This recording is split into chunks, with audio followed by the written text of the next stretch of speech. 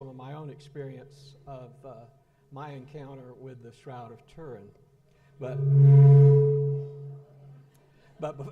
before we do that, we want to go ahead and start with a prayer. In the name of the Father, and the Son, and the Holy Spirit. Good and gracious God, we thank you for the wonderful gifts and blessings you give us. We ask you to be with us now. Help us to become more aware of your presence here in our midst. Open our hearts and minds and grant us greater insight into your will for our lives. And we ask this in Jesus' name. Amen. So first off, I want to thank Father John for his support and for encouraging me to do this little presentation.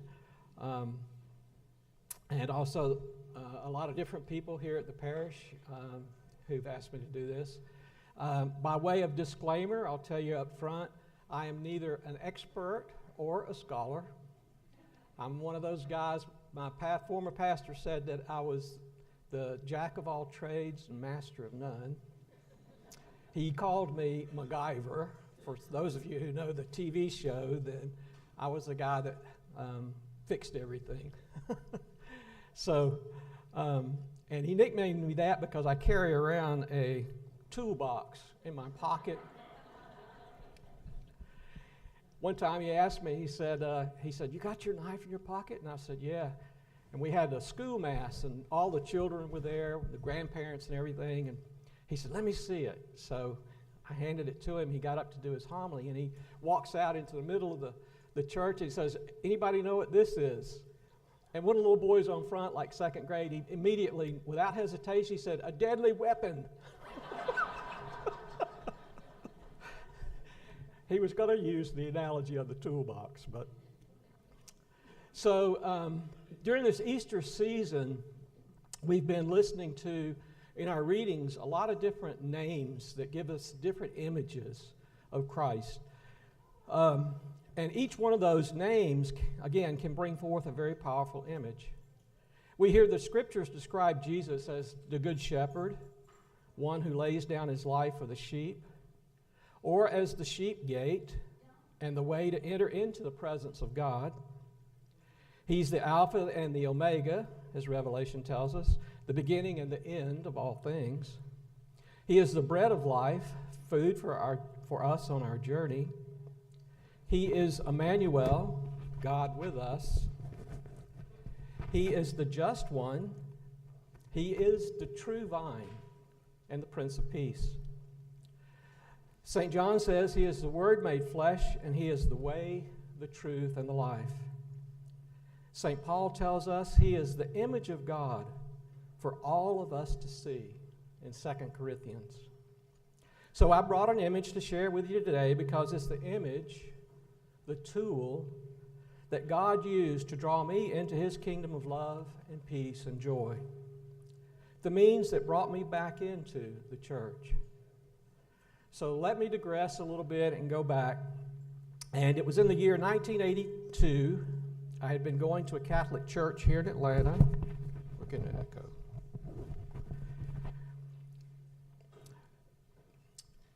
I'd been going to a Catholic church here in Atlanta for a couple of years.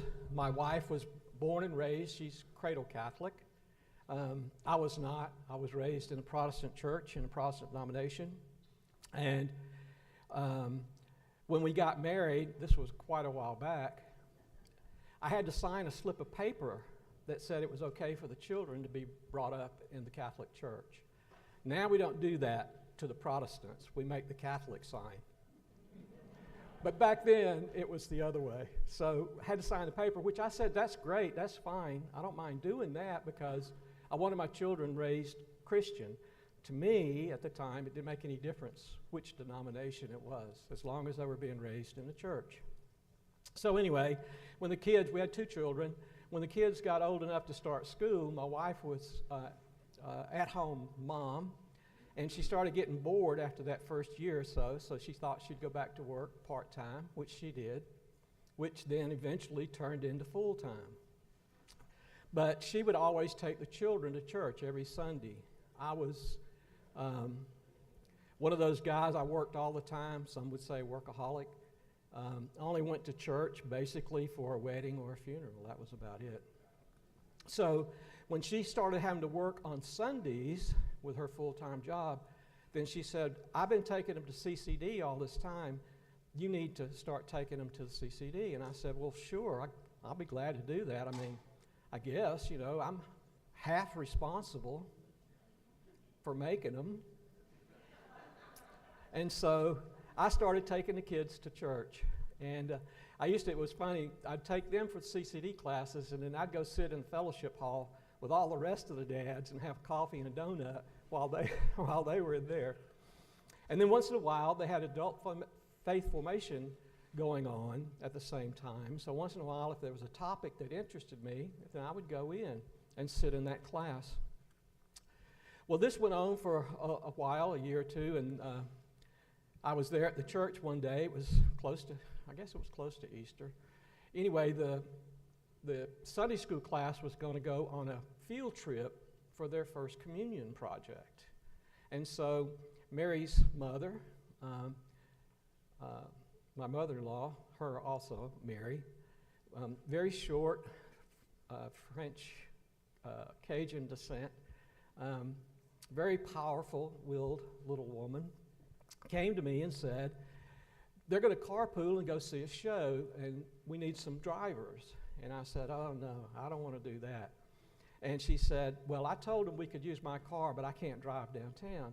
She said, oh, come on and go. There's no football games or anything on today.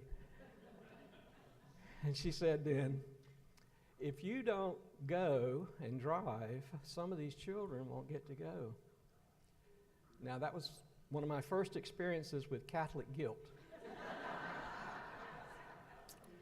So we loaded up in the cars, there's 5-6 carloads of us, and we headed downtown to Atlanta to see what I thought was going to be a kiddie show.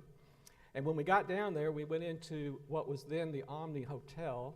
We went down into the basement, into the underground parking decks, and everybody parked, and all the kids were getting out of the cars, and they were all laughing and loud and having a real good time, and I just sat in the car. So my mother-in-law, she says, come on, go in with us. And I said, no, I'll just wait here. I was thinking it was going to be a kiddie movie, right? So she looked at me again. She says, well, we may be a couple hours. Come on, I'll pay your way. So I said, okay.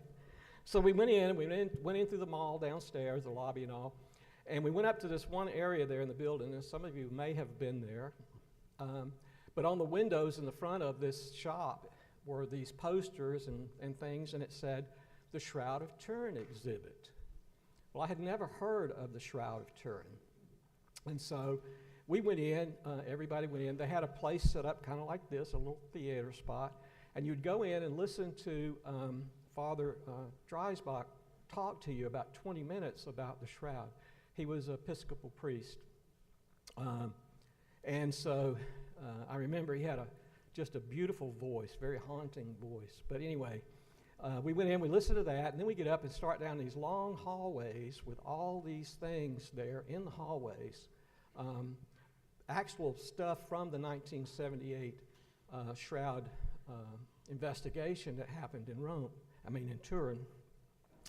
And he had the actual table they used that they had made, special made for the Shroud, so that they could put the Shroud on it and use magnets to hold the Shroud on so there wouldn't be any damage, no punching holes in it or anything. He had that. He had the actual VPA image analyzer there, and all these posters and pictures and all these different pieces about the history of the Shroud.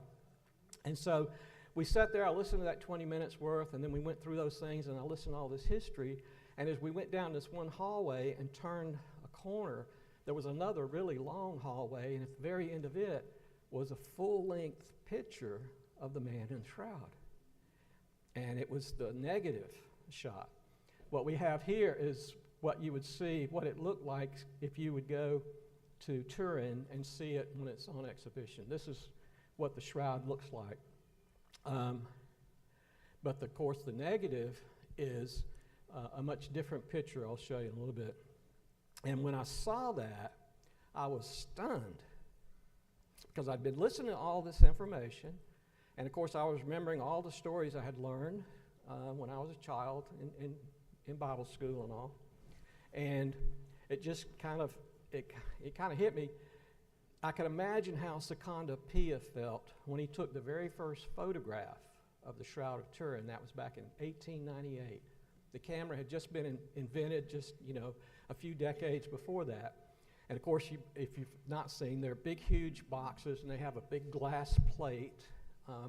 And they said that when he developed that first photograph, that negative, that glass plate, he held it up, and as the image started appearing, he was so overwhelmed he almost dropped the plate because he believed that he was the first person to be seeing the real face of Jesus in 1900 years.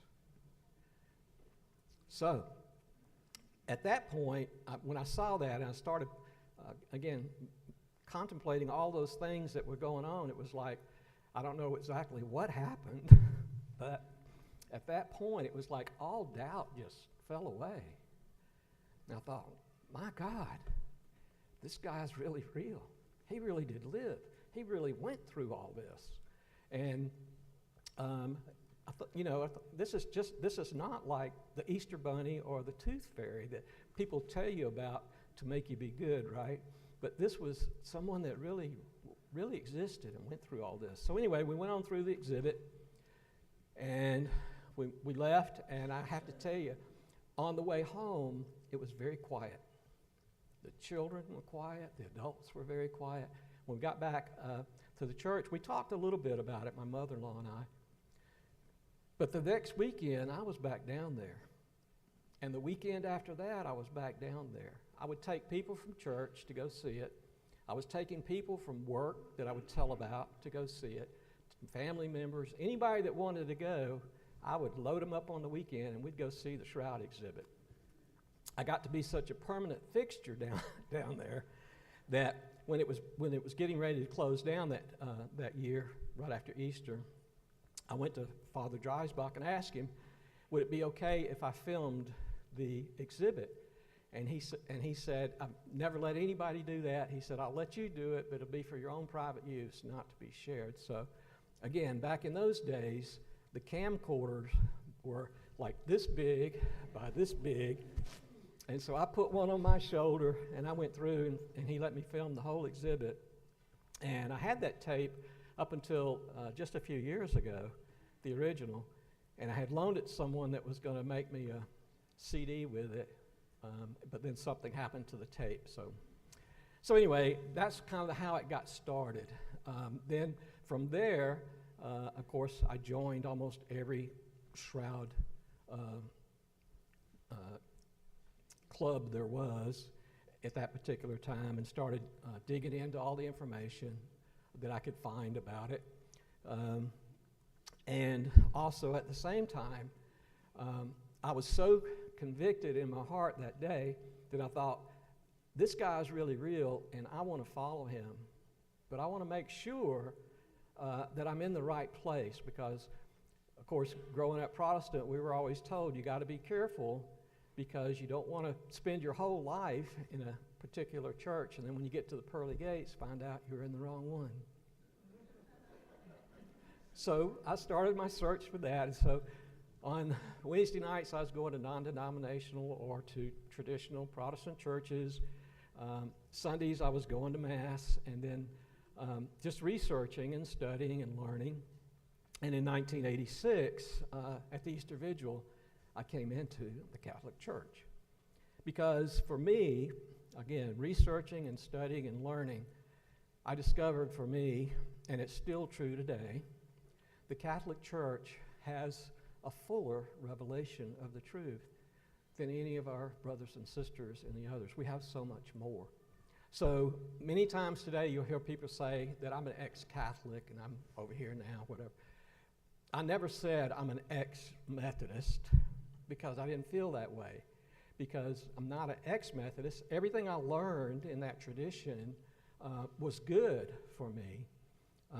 Memorizing scriptures and those things. But I just got so much more. So not say I'm an ex, I just got so much more with the Catholic Church. But all those other pieces are still a part of our history. So that's kind of how I got involved. And then it was kind of funny, at the Easter Vigil that night, the pastor, we were all lined up in the front with our sponsors there. My sponsor was Mary's mother. She was a stand-in for my sponsor, my godparent, because he was actually celebrating the Mass, and that was Father Austin Fogarty, if you remember. He and I used to sit down and have these long discussions after the classes when I was in the RCIA. I would always sit in the back, and there were, I think, about 17 of us in there that year. It was the first year he'd come and he was doing it, and so we would sit there and he would be talking to us about something, and he would say something, and I would raise my hand and he'd point to me, and I'd say, "Yes, Father, but this chapter, this verse, the Bible says this, and he would, talk. And so after that happened a few times, I remember one night he was standing up there. Of course, if you don't know, Father Austin was Irish, and he was bright red hair. And his face got as red as his hair that day. And he just looked back and he said, "Michael, this is not a forum for debate. See me after class." So that was what started it. So every Wednesday night after the sessions, I'd go over to the rectory and we'd sit and talk. And he would challenge me, and he said that I challenged him because, again, quoting the scriptures and things. So anyway, that was how our friendship got started, and he ended up being my sponsor into the Catholic Church. So that's enough about me and my story. That's kind of brought me up to a point. I want to talk more about the image and some of the things that brought me in, that convinced me. So, of course, when we were talking about the shroud, if we go to the scriptures,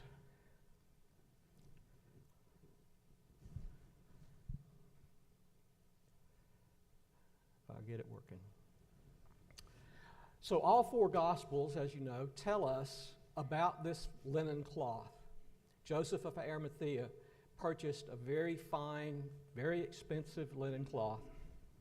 Oh. And Jesus was wrapped in that. So again, in those Gospels you can read, I won't take the time to read all four, but each one of them mentions that linen cloth, and each one, they tell us that when the women went to the tomb that Sunday morning, they actually went before dark, but that wasn't early enough, right? Because Jesus was already gone. But the cloth was there, the linen was still there. Each one of us tells us that Jesus was gone, and we say the empty tomb, but it really wasn't empty because those linens and all were still there, right? But none of us tell us what happened to the linens after that. And of course, there's a lot of debate on all the different words in the Scripture to talk about this. But then we have a very early ancient manuscript. We have fragments of manuscripts from those first centuries, but we have one that actually mentions, that tells us, and of course we got copies of that from the 6th century, that Jude Thaddeus, as those of you who were here a couple of months ago, we had the relic, the arm, which is kind of, I told Father John that's really interesting because we had his arm here, and Jude Thaddeus is the one that actually is mentioned bringing the shroud or the linen to Edessa, to King Abgar, who was the king who was of that area. That's up in Turkey. And he was suffering from leprosy and had sent word, because he had heard about Jesus, about this man that could work miracle cures. So he sent word and asked Jesus to come to cure him of his leprosy. But evidently, Jesus was tried and crucified before he could go. So Jude Thaddeus, the legend goes, came in with this linen cloth. It was folded up so that the face appeared in the middle. And there's a couple of old manuscript pictures, and he was coming in with it like this into the king's presence, right? And tradition is that that's where we get our tradition today that we still have when the deacon comes into Mass carrying the book of Gospels like this. But I thought it was interesting because we had his arm, and his arm was, again, bringing in the linen cloth into the king's presence. The king was miraculously cured, and so he became Christian and founded a large Christian community there. Of course, then the shroud was there, and here's a little more information. You can see the angel holding up the linen, and then when the body was taken down from the cross, it was wrapped in this linen. There's a few more things where some of the skeptics will argue, but this is actually the way of the Jewish burial rites at that time. So he was laid in this would be for wealthier people. The poorer people would have probably just used, whatever the cheapest materials they had. So he was laid into the shroud, and a lot of the research we have now shows that he was bound, the shroud then, because you can't pick this up and carry it this way very easily, carry a body from there to the tomb. So it was wrapped, it was tied at the feet, at the knees, around the head. There was also a face cloth that was placed over at the crucifixion when he died. Before they brought the body down, they would put a face cloth over because, of course, there was blood still coming and mucus and fluids. So they put a face cloth over, put him down in the shroud, then they wrap it up and they carried it to the tomb. Again, the scriptures tell us about this, that Joseph and of Arimathea and Nicodemus were part of this, right? So they carry it to the tomb. Inside the tomb, they didn't have time to do anything. The body was not washed or anything. So they just closed it up. Of course, Mary was probably there. John was probably there. Some people had followed along. It wasn't just the two men. They probably had their servants there. Nicodemus and Joseph both were were Pharisees, so they probably didn't do the manual labor themselves. They probably had some servants that did that, or slaves. So anyway, they leave the body there, and they leave. And of course, then we hear the rest of the story then. That early Sunday morning, when the women come, the stone is rolled back and Jesus is gone.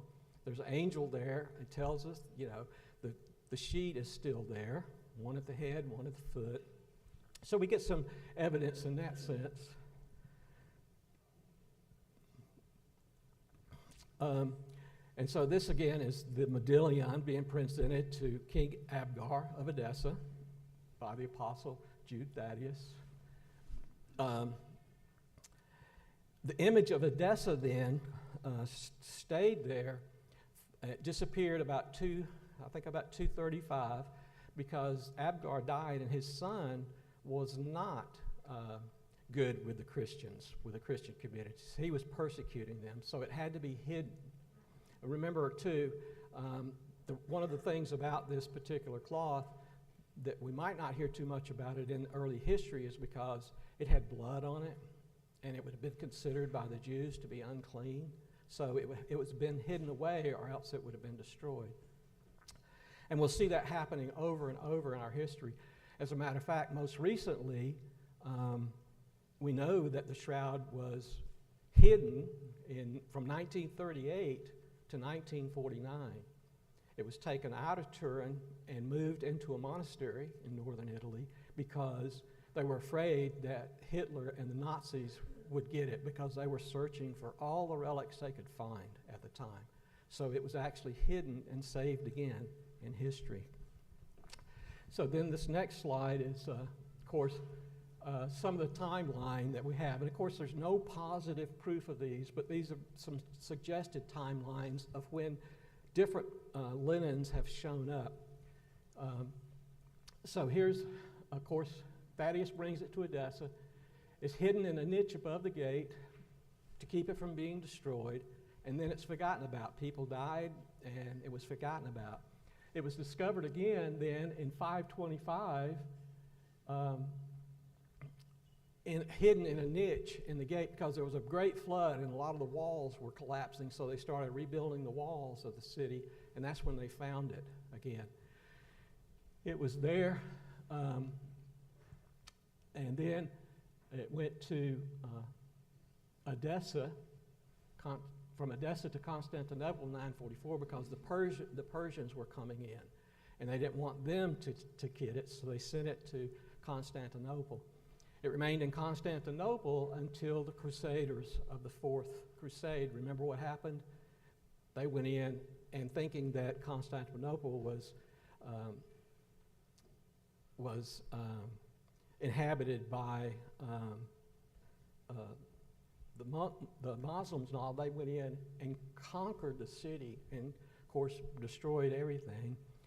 They took everything they wanted, and even at that time, there was mention of the shroud in some ancient documents, and then it disappeared.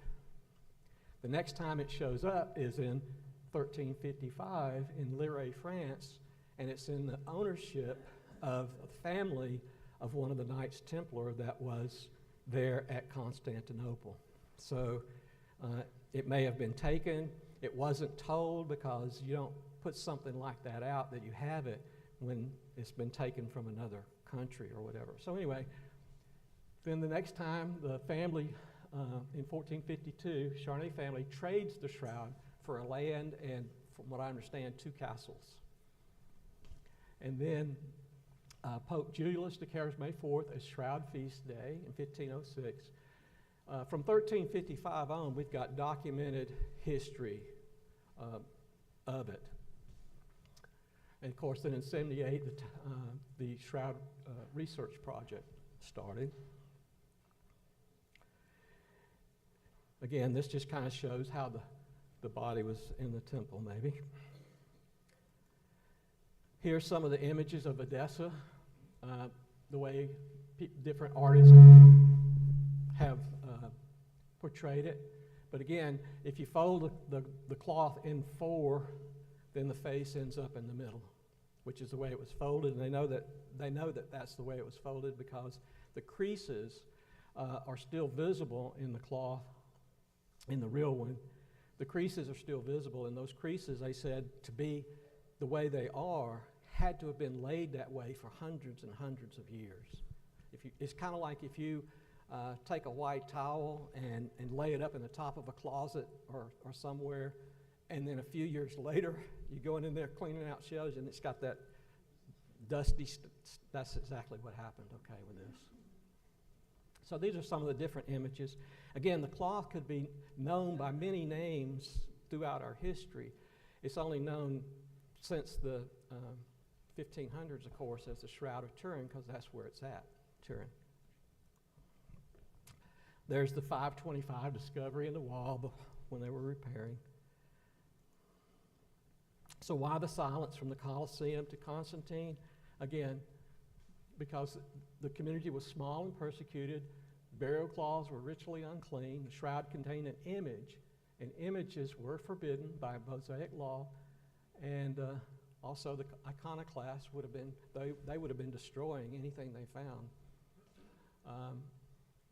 Of course, like I said, even today, that same kind of thing happens because in 1938, it had to be moved and hidden to protect it from the Nazis.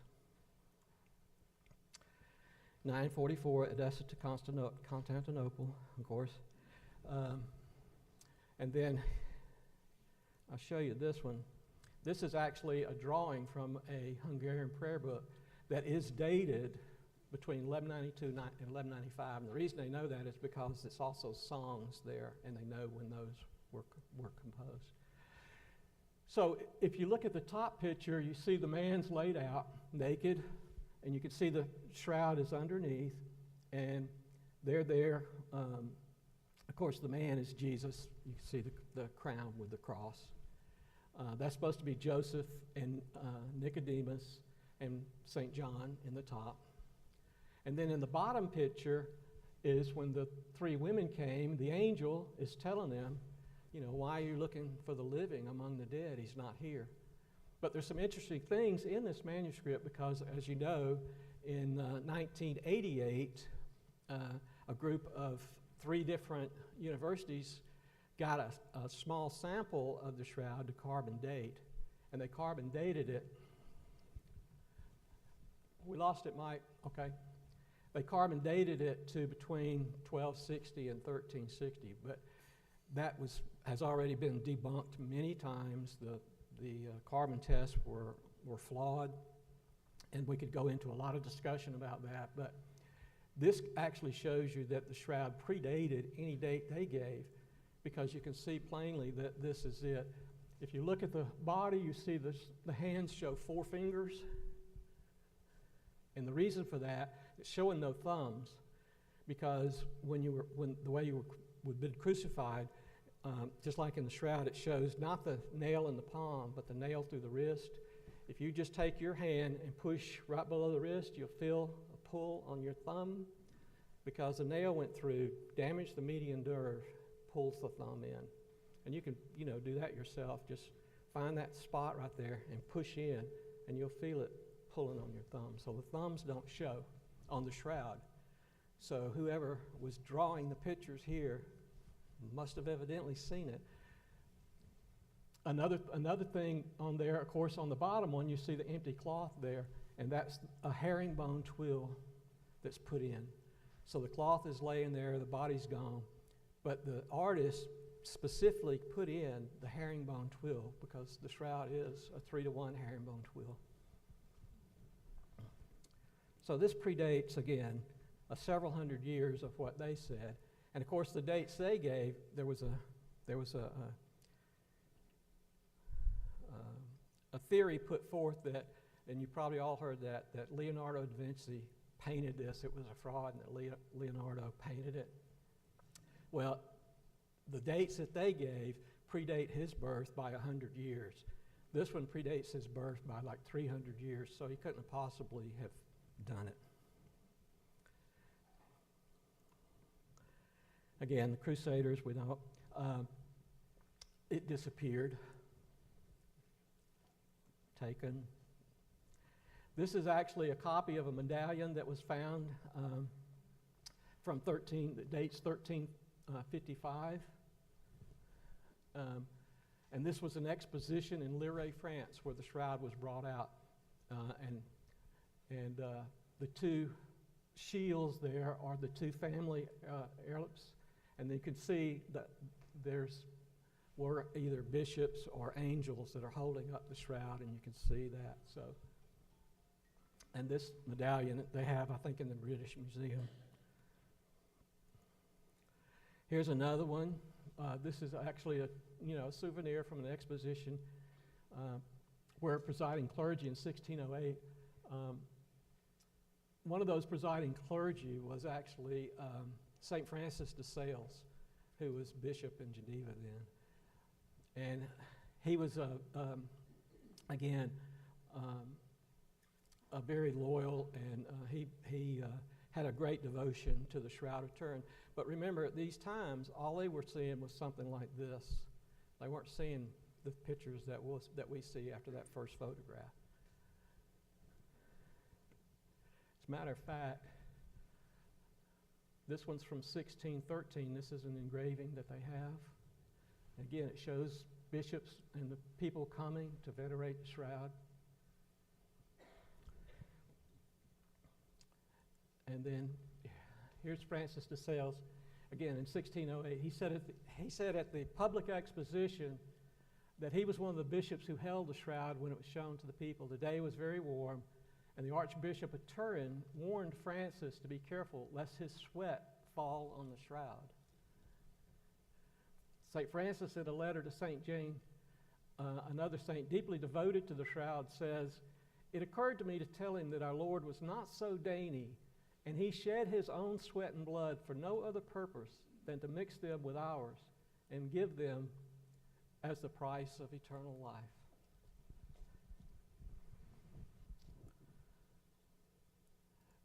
And here's another piece of artwork, 1663, where they were showing again. The royal family used to take the shroud around to different places. As they would move from one castle to another, they would take it around. If they were having a big wedding or something, they would bring it out so people could venerate it. Then in 1898, Seconda Pia, there's his camera. he actually took the first photograph, and this is, again, a picture of where they were doing the exposition that year. And then his first photograph, as I was telling you, the big glass plate, this is actually what it looked like.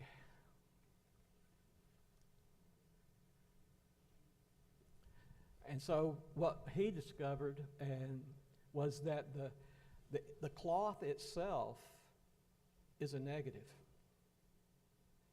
And when you take a picture of it, you get the positive. Your negative becomes the positive. So that's one of the questions that they were asking is, okay, what turned a piece of cloth capable of being a negative?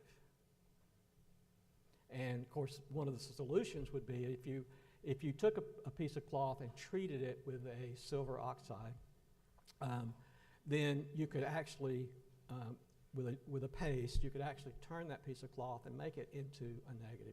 You could do that. But the problem with that theory is that there's no dyes, no chemicals, nothing in the cloth that could do it. 1933, and these pictures are a little bit blurrier on the PowerPoint than the one I had. So then, again, we know that in 1938 it was taken and hidden away, and then brought back to Turin in 1949. So that's St. John's Cathedral in Turin, and the cathedral is attached to the royal palace. So when I was going through all this with my own conversion and all, that would have been a lifelong dream, was to someday go to Turin and see the real one, because the only thing we see are replicas.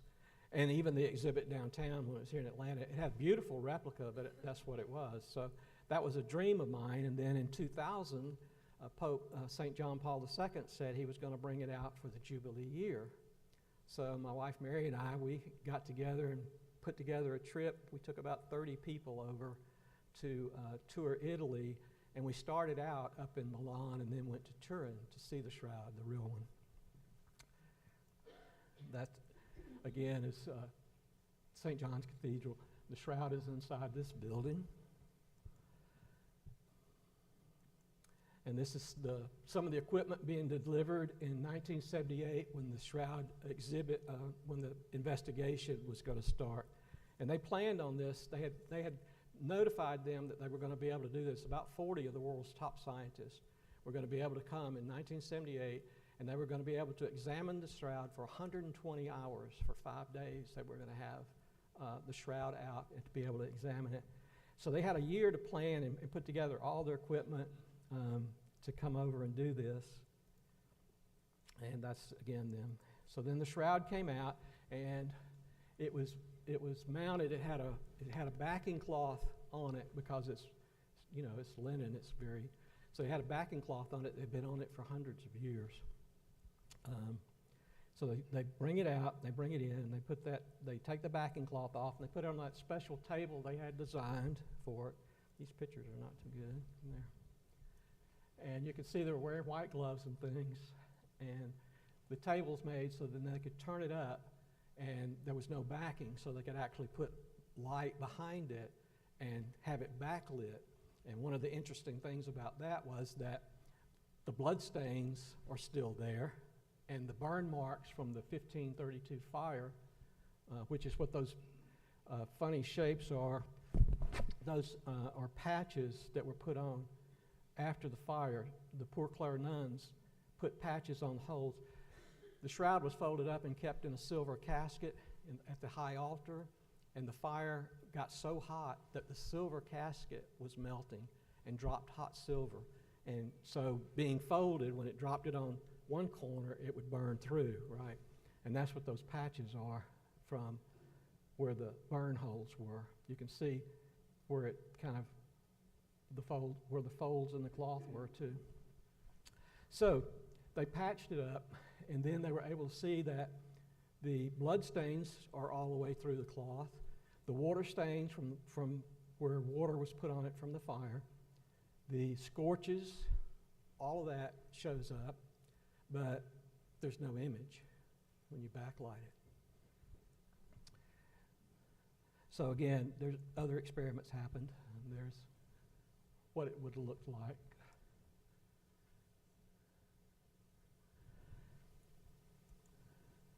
Again, some of the investigators from the 1978 investigation.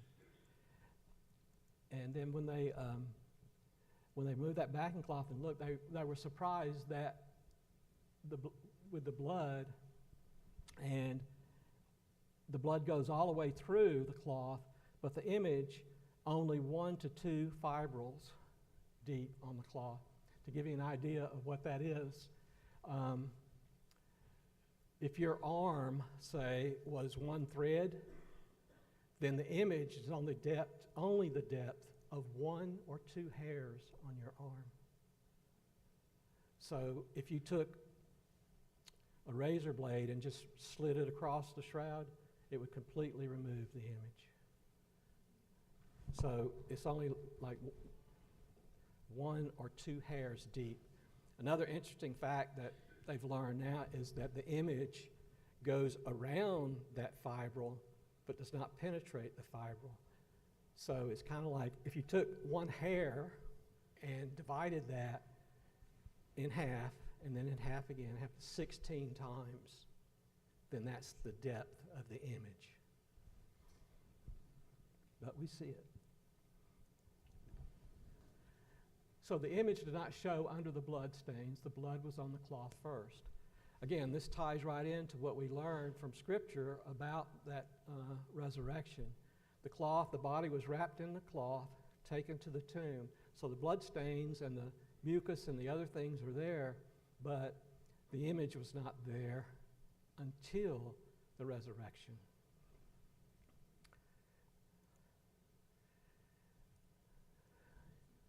So again, the image did not show under the blood. The blood was on the cloth first. And another interesting thing is the blood is showing up red, again, instead of brown or black. All those centuries it should be showing up as black, but it's still red. This is what I was talking about with the fibrils. This is actually 1 thread that's kind of broken open. You can see it's made up of hundreds and hundreds and hundreds of fibrils. But the image is only 1 or 2 fibrils deep on the cloth. Another shot. So they took pictures of every square centimeter of the shroud while they were there. And that's Barry Schwartz. He's the photographer that was there to film everything as it was going on.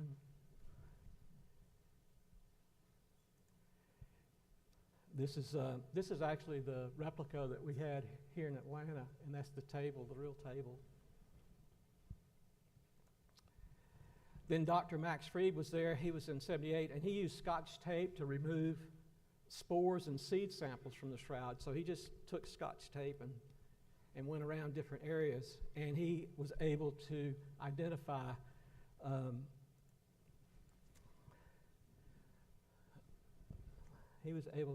I think 70 different pollens. And some of those, of course, a couple of those, 54 of them are only, the pollens were only from plants that grow around the immediate area of Jerusalem and Judea. And they bloom between March and May. So they were on the cloth during that time. Pollens came onto the cloth during that time. I think they said 2 of those plants are now extinct and have been extinct since those first couple of 100 years. So the cloth had to be there. They got some soil samples. This is just kind of showing you where the pollens come from. So they could actually trace where the cloth was by the pollens that were embedded on the cloth through those centuries. This is a piece of travertine aragonite. This is, again, They found samples of soil on the feet of the shroud, at the feet, on the knees, and on the nose. And so they were able to, of course, run the test on that, and comes back the exact match. One of the scientists said it's like a fingerprint. It's an exact match for the soil around the walls there in Jerusalem, around the caves and the walls. So the man was walking there, fell to his knees, as we're told, and actually fell on his face because there was soil on his nose and cheek. This is a Roman flagrum. Of course, that's a 6-inch Roman nail. We found examples of these in Pompeii, for instance, that were preserved under the ash. Some at Masada. Also, they found cloth and other remnants at Masada, which date to the time of Jesus, of course. And so they were able to use some of those claws for some new testing that they're doing that they can use on the shroud too. But I just put a picture there. So if you see on the flagrum, there would have been 3 cords on most of them, and those little look like dumbbells on the end are actually little lead weights like they would use on their fishing nets and things. So they tie those on the end, and if you take the flagrum they have with those little lead weights, and you can match it up perfectly with those mars, those scars all over the body of the man of the shroud. That's, of course, a Roman spear, lancet. And then there's the crown of thorns. This is kind of how most of the images are that we use, but the shroud gives us even more detail. The crown of thorns comes from the plant that's named now. The crown of thorns looks similar to this. But it was probably, the crown would have been more like this. That's an actual 1st century Roman helmet. A Roman soldier wouldn't have made a nice little tiara with all those really bad thorns sticking all over, but he might have taken his helmet and taken thorns and wrapped it around and made a helmet out of thorns. And that's what was beat down over his head with rods. Again, the shroud gives you so much information. It's a 2D plane, but it gives you 3D information. So this is the picture I took in 2000. Not so good when I blow it up and put it on here. So what you get, like I said, the shroud itself is the negative. And so if you see on the left-hand side is the frontal view where the blood looks like it's running, but if you remember, the arms were up like this, so the blood was running down the arms. And, of course, that's the water stain at the knees. You can see there's only 4 fingers showing. The thumbs don't show. You can see the nail marks where it came through the wrist on there. Up on the top, I don't have the face on this, but you can see the man was of course, naked when he was beaten. You can see from the bottoms of the feet, on the back, up his legs, buttocks, back, same way on the front, around the chest, the stomach, all the way down, he was beaten. There were 2 men. The forensics experts have said there were 2 men. One was a little taller than the other because the arc of the lashing was a little higher. So, and they gave 60 lashes. So there's like 720 wounds from the little dumbbell marks on there, on the body. On the top, on the face, we see that the mustache and beard looks kind of white. That's because that's full of blood. And, of course, it doesn't tell us this in the scriptures, but the penalty at the time for blasphemy was reaching up and pulling out the mustache and the beard. So Jesus was accused of being a blasphemer. So he's missing parts of his mustache and his beard. He's also on the picture, you can't see it on this one, but the nose is broken, is separated here. The cheek is all swollen. And we're told in Scripture that one of the guards hit him and said, is that any way to talk to?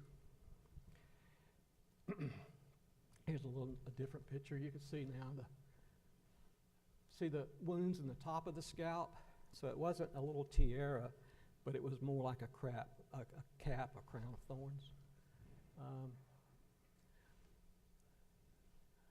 So, I mean, the detail in this can be enhanced. They've enhanced it so much with the technology we have today. It's like God said, okay, Michael, you believe in science so much. That's what I would have said. I was the biggest skeptic in the world. I would have said, if you can't see it or touch it or feel it, it don't exist. And God says, okay, Michael, let your science explain this. This is a picture from the VP8 image analyzer, and what that is a machine that was designed by NASA to map, say, the surface of the moon, to tell you where the craters and the valleys are. It gives you the difference, it reads differences in light and darkness. The human eye can see like 20 shades of gray. The VP8 image analyzer sees 220 shades of gray. And so you can put a picture, for instance, NASA would put a picture of the surface of the moon, say, and it would tell them where the ridges, where the mountains, where the valleys, everything. Because you had to find a place to land, right? You had to make sure that it was going to be a good spot to land. So that's what it was developed for. And it's kind of interesting because they said you can put a regular photograph. I can take a photograph of you and put it in there, and it's just all distorted. But you could put a picture of the shroud in there, and it gives you the height and depth, the light and the darkness of the different areas of the skin that were close to the cloth. For instance, you know, the nose, you would think it would be different in a sense, but the nose, it gives you actually the height and depth of the face and the body.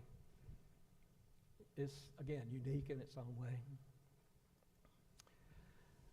Over the eyes, you can see you can actually see the faint imprint, but it can be enhanced and enlarged again with the technology we have today. You can see the widow's mite, the 2 coins over the eyes. On this picture on the right, that's the regular picture looking at it. It just looks like it's kind of weird. It's like a guy with big bug eyes or something. But then when you enhance, you can actually see the eye sockets. You can see the nose is separated there. It's not a bone of it shall be broken, but the cartilage is not bone. So, but in there you can actually see, and now they've again, through the technology we have, they've been able to identify the coins over the eyes. And both of those coins were minted in the year 29.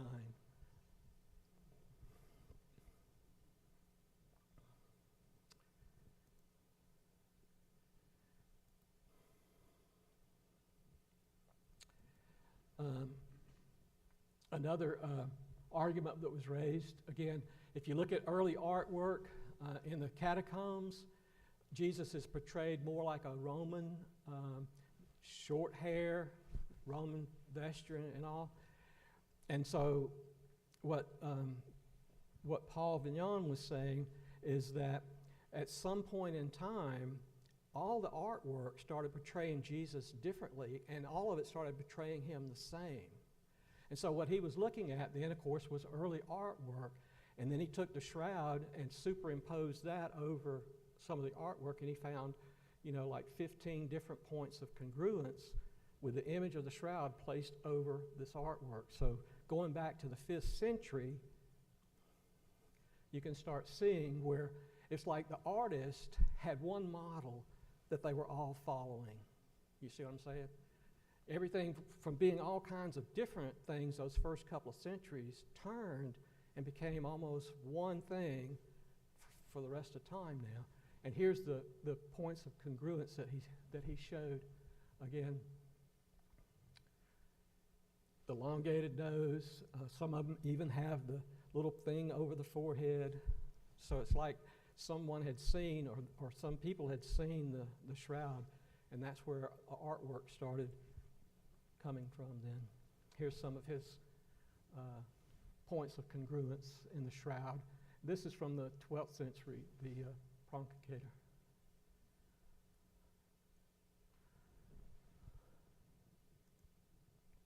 So when they got together, they said, okay, after they accumulated all their data and everything, they said, well, what we can tell you is what it's not. It has no paints, no dyes, no chemicals, no scorch, none of that in it. We can tell you what it's not. We can't tell you what made the image, but we can tell you what it's not. And of course, today, that was in 78. Today, things have gone much further with technology and all. So, Pontius Pilate said, "Behold the man," in 33. So what does the church say? Some people have asked me in the past, well, the church hasn't come out and said anything about this, so. But what does the church say?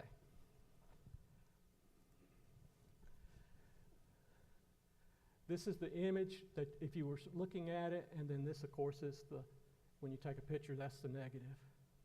That's actually the positive. So popes of the Catholic Church have repeatedly asked us to venerate the holy face of Jesus since that very first photo was taken. And I just brought a few slides on that. Leo XIII, he was the pope from 78 to 1903. He's the one that saw the first picture in 1898 when it was done. He declared that the image of the Holy Shroud, with its undeniable revelation of the true likeness of Christ, was a providential event and a means well adapted in our time to stimulate everywhere a revival of the religious spirit. Let's look at a few more. Pope Pius X, 1903 to 14, he referred to the photograph as the true image and declared that it can be a very effective aid in meditating on the passion and death of our Savior. Pius expressed the desire that this image be published and seen around the world and venerated in every Christian family. He recommended it to all bishops and priests and gave a special blessing to all who propagate the image and devotion to Jesus pictured on the Holy Shroud.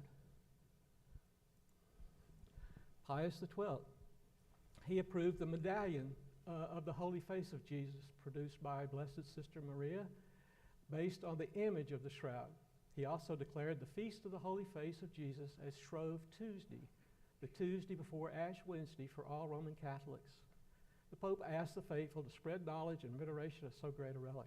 So we know that it's Fat Tuesday where everybody's partying and everything, but the church calls that the feast day. Shroud Tuesday is actually the feast day of the Holy Face.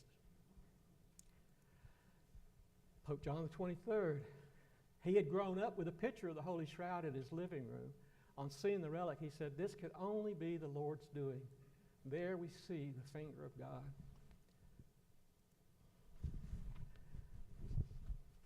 Pope Paul VI added these words, "The Holy Face of Jesus printed on the shroud of Turin appeared to us so true, so profound, so human and divine, that we admired it and loved it like no other image."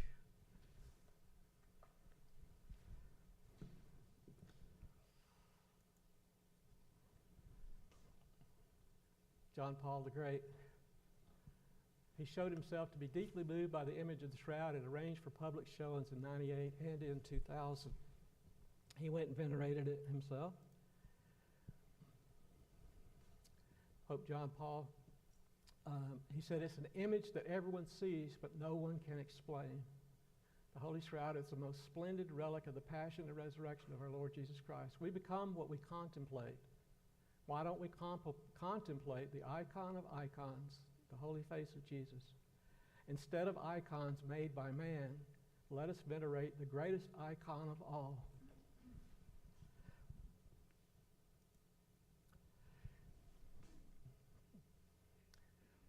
That's Pope Benedict XVI. He said it's an icon written in blood by the finger of God. He was actually at the head of the Congregation for the Doctrine of Faith when the carbon dating was done, and they said he was just devastated when that came out.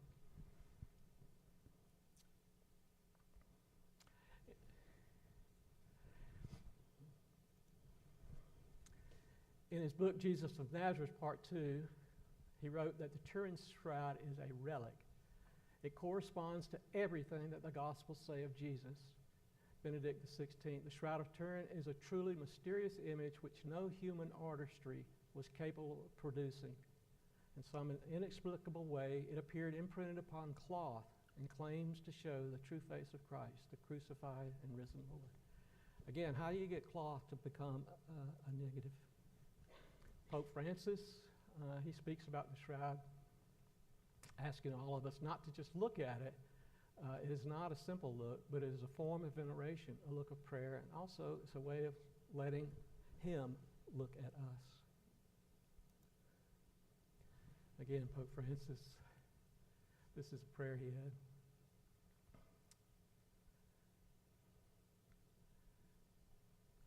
He says, "Give me, O Lord, to contemplate your face, present and hidden, in the faces of my brothers and sisters."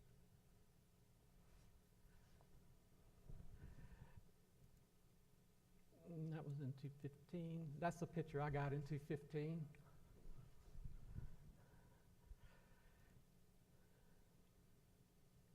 So there's more. Oh,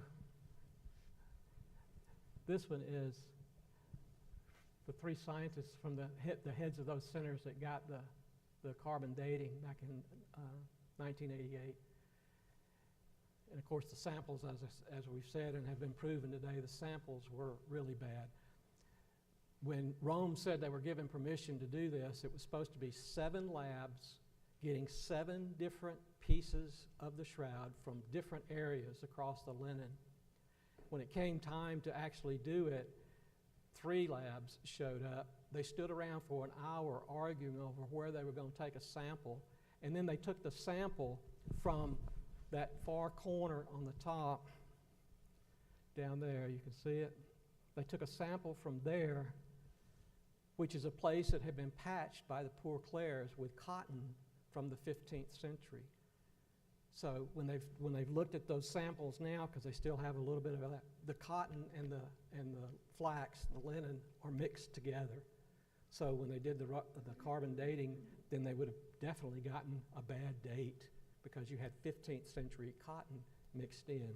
Of course, when they do carbon dating, they burn it to get the carbon. And so that's the reason people will say, well, Rome should just let them do it again. Well, you have to destroy the parts that you take off to get the carbon dating. So the great hoax was not that the shroud is a fake. The great hoax was that these 3 universities gave fake data back.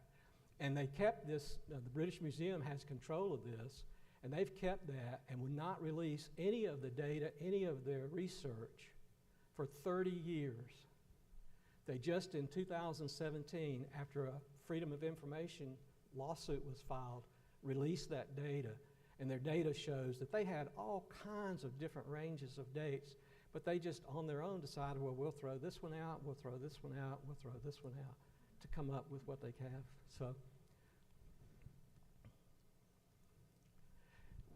So this is, again, where the place where it was taken from on the cloth. Like I said, they said some people had claimed that Leonardo da Vinci had painted it, but as we see, we've got evidence of its existence hundreds of years before he was even born. There's residue on some of the linen that was tested, and it shows you that this would have skewed the test because there's actually, when they patched it with cotton and linen, the linen was aged and yellowed. The cotton was white. So they made up a balm and spread it on there to try to blend the colors to make the cotton look like the flax, as you see today. There's been some talk recently about the Sudarium of Orvieto, which is the face cloth.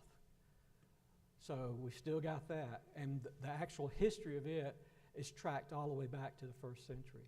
It's actually been in Spain in the same place since 616.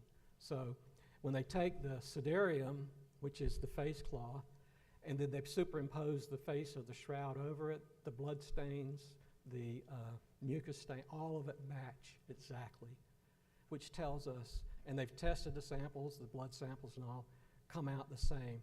That tells us that Sudarium of Orvieto and the Shroud of Turin covered the same man one point in his death, because the blood and all is that was produced that ran out of a corpse.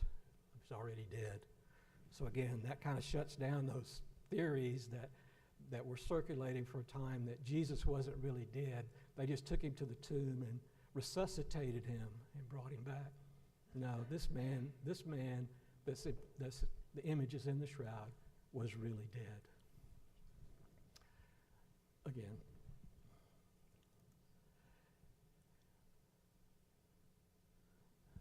There again, you can overlay the shroud. You see the blood stains, the mucus, all of it matches up perfectly. So both of those. So when you hear and you're reading the gospel that John looks in and he sees the linen cloth laying there, and the face cloth, he says, what? Separate, folded up by itself.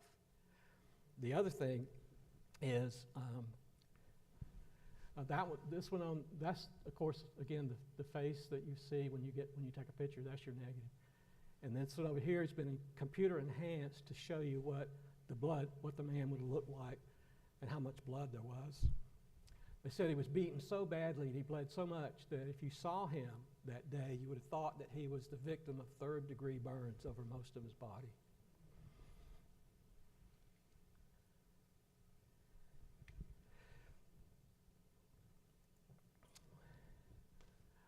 New experiments on the shroud. Like I said, for me, it was all really true. He did live and suffer and die. There's new experiments that have been being done now. I'm going to go ahead and close up. So when John peered into the tomb, John says, I saw and believed. What did he see? I believe he saw the shroud still with the tied burial bands on it, but no body. And what science is telling us now is that there was that the image, you can only think of it in one way, and that's radiation. It was produced by radiation. It's what the scientists are telling us. And it was a low vacuum, low energy radiation. In other words, what they're saying is that all the protons, neutrons in the body went out, exited the body. And the body would have been going out, and the shroud just collapsed. And that's why you see almost like an X-ray image. You can see the skin and everything, but then you see the bones. So it's almost like an X-ray image that you're looking at. And this is what the scientists are telling us now, that was formed in a moment when the body just dissipated, went through the material, and the material just collapsed. So it got the skin, and as it collapsed through, it imaged the bones. And, of course, then it laid there. And I think maybe that might be what John saw. Today, people would say, well, that's impossible, right? We're told in scriptures that he came into a room where the doors and windows were locked. How did he get in? We don't know what that glorified body that St. Paul talks about, what that looks like. But we know that an event happened. They said to try to recreate that event, it would take more ultraviolet light than is accumulated in the whole world today. If you took all the ultraviolet light, you couldn't produce it. It would have lasted for 1/40th of a billionth of a second.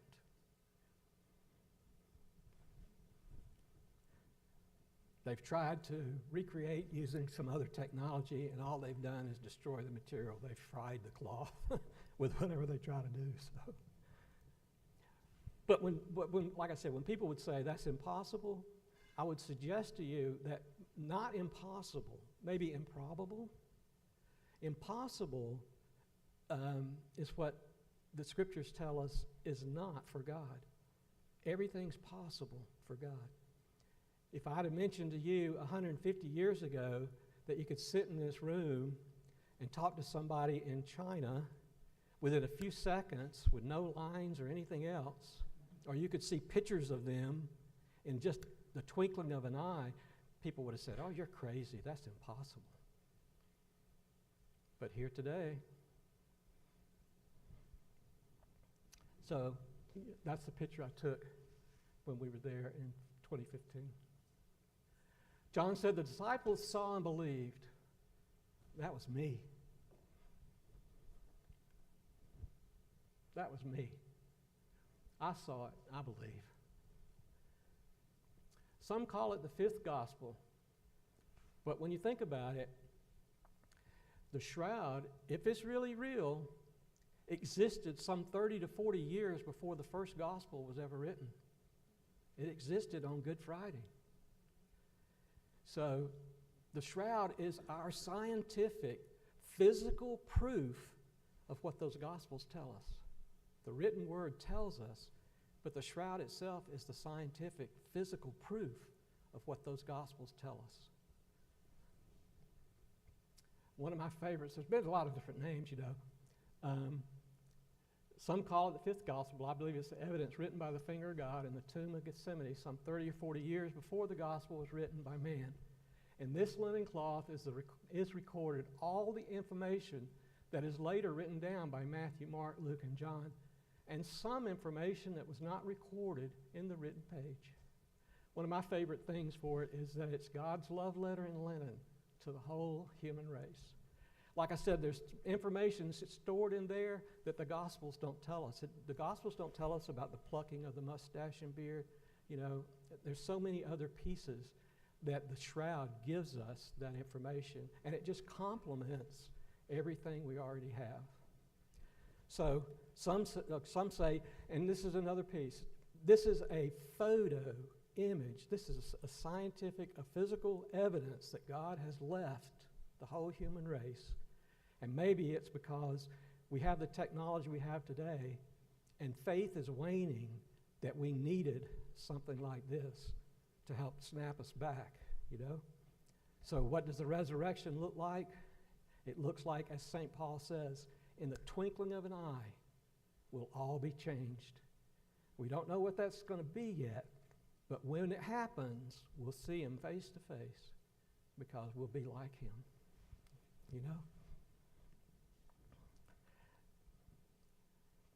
So, any questions?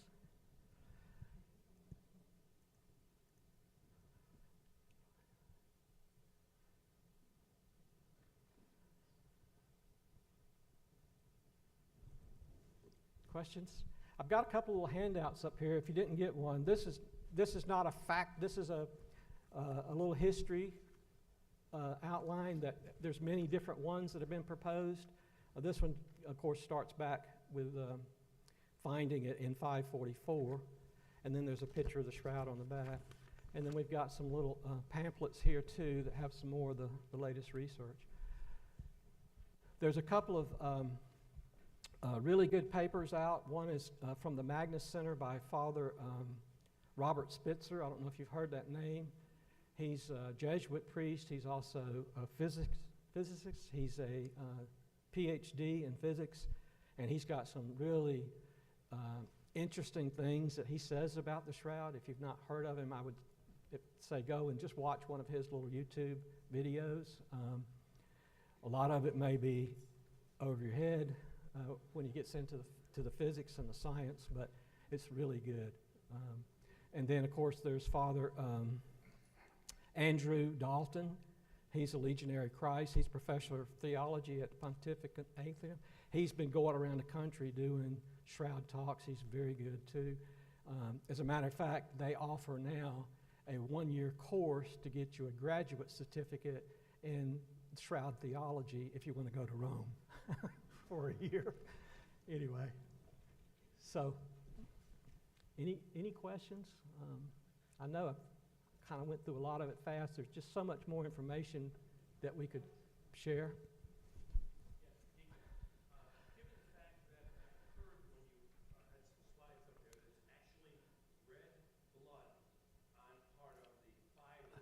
Yes. 21st century science says if there is blood there and it was extracted out of there, there could be a DNA analysis done. No, that can't be done? Okay. It's too old. Yeah. The science tells us that it's too old to actually map the DNA now. After a few hundred years, the whole Jurassic Park stuff goes out the window. But yes, ma'am. I do believe it. How do you respond to someone who says, well, that doesn't have to be Jesus, that could be somebody else who grabbed off the That's right. about the same time? That's right. How would you respond to that? How many people in history do we have that were tortured with scourging and crucified? Many were crucified. But understand this too, scourging was considered so horrendous in the time that it was not allowed on Roman citizens. Remember when they were threatening to scourge Paul, what did he say? I appeal to Caesar. I'm a Roman citizen. You can't scourge me. It was so severe, so cruel, it was not allowed on Roman citizens. But yet we see in this instance that the man of the shroud was not only scourged, he was given double punishment, 60 lashes by each person. That's 120 lashes, times 3 whip cords, times 2 little lead weights on the end of those. He was 720 wounds on his body. But not only that, but he went on to the cross, was crucified. How many people in history do we have that were scourged, crucified, and wore a crown of thorns? In history, in all of history, there's only one that's been recorded. So that's part of what you could argue for that case. Everything about this comes straight back to Christianity, to the scriptures, to the Gospels. So there's only been one person in history that has all these different pieces when you start lining them up. Yes, ma'am. At that time when the Romans were crucifying their criminals, was it commonplace for them to use nails, or did they just strap them? Some either way. Many of them would have just been tied to the cross. They would have tied them to a cross to make it easier to drive nails too. So, and again, just another fact the shroud gives us, the details, is that Jesus was crucified naked. Again, in that time, it was considered a humiliation, a torture, right? So they would crucify people naked. The history tells us they gave women a choice, frontwards or backwards, for the modesty. Some 6,000 people were crucified around the walls of Jerusalem after 70. When they took it, when the Jerusalem fell and the temple was destroyed, they said some 6,000 people were crucified around the walls, and they crucified people all the way back to Rome. So it was very common, but you don't have any history of all of these things being done to a person except one person in all of written history. So, yes, ma'am.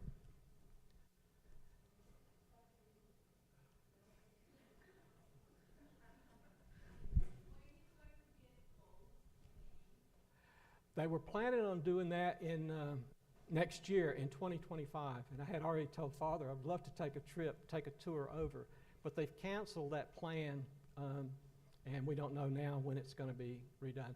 Next year is a Jubilee year, so you'll know. 2025 will be a Jubilee year, and so all the major doors on the major cathedrals, basilicas will be open. So it'll be, it's a Jubilee year. It's a good time to go through the ancient doors of all the different cathedrals and things. We did that in 2000, and it was really neat. Some of those doors, again, they hadn't been opened up for hundreds of years. So, any other questions? Again, I just want to thank Father John for encouraging me to do this. Yes, ma'am.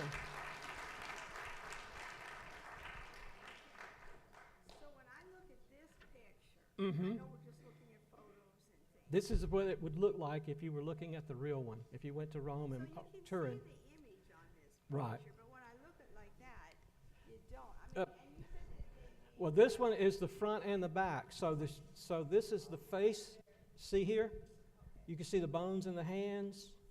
This is the wound in the side.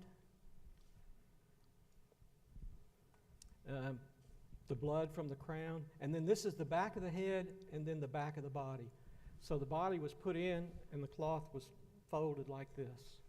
So it gives you the... to get enough from this to make all those pictures, paintings and things over the years, because by looking at this, Yeah. that's the Yes. So when you take a picture of it, your negative is a positive. Which to me says that it wasn't anybody else anyway, because who would have ever had something like that happen to a normal criminal? Well, what artist could have imagined putting all these details in there? How would he have known that he had to go get dirt from Palestine, from around Jerusalem, and put that on his artwork? Or get those pollen spores, some of them are now extinct, been extinct since about 200 AD, and they actually find some of these down in the bottom of the Dead Sea. They've been preserved, the pollen spores. That was the 1978 studies where they did the pollen and all that? Yeah, that's where he took the samples, and they're still doing research today on all that information. Thank you. Yes, ma'am. Did they carbon date the material to the same time period of around 33 AD? Because I know you said that the other parts are not. There's only been one carbon date that was done, and that was in There was no earlier ones done? No. Okay. No, it was new technology, fairly new technology then in 1988, and now they know a lot of the flaws that were in that. So again, the scientists are pushing, because the shroud itself was deeded to the Pope in 1983. The family deeded the shroud to the Pope, so it now is in the care of the church, and the Pope has to give permission. And they've been after him for permission to do more carbon dating. But again, the problem with that is that whatever you take has to be destroyed to get the carbon dating. And we actually have more research, more science now that's more accurate than the carbon dating was.